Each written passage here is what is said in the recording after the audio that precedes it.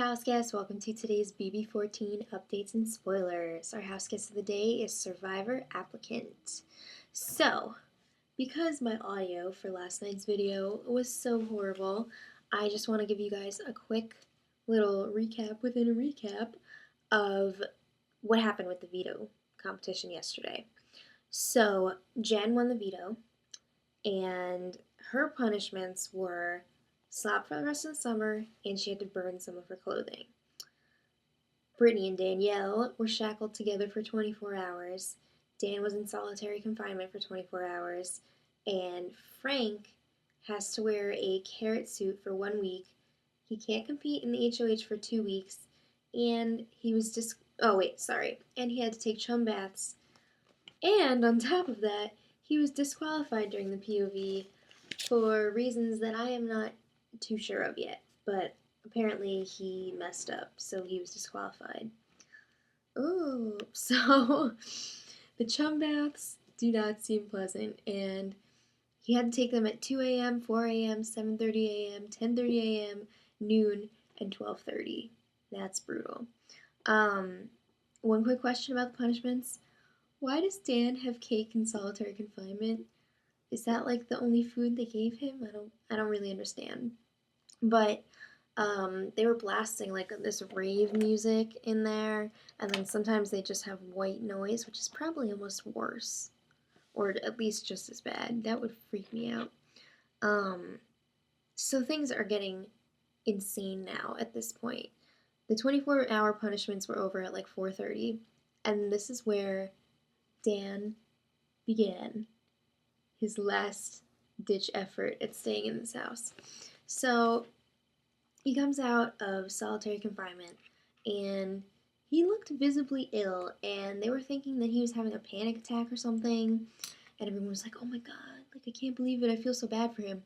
And then, of course, this little subtle thing when no one was in the room, he looks over at the camera and smiles, and he's like winking at the cameras, but then like if someone walked in the room, he'd act all sick.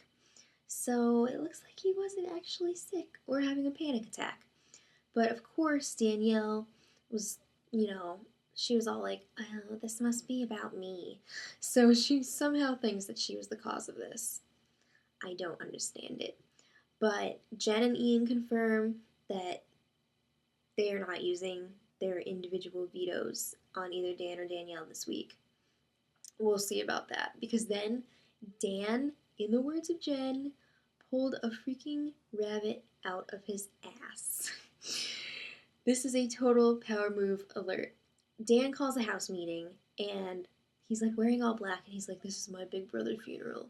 So he said nice things about everyone in the house except for Danielle. He gets to Danielle, and he's like, I thought you were going to be like the one person in the house that I could trust, like Memphis during my first season. And he was saying that she betrayed him and she's dead to him in the game. And then he pulled out the old, you know what you did.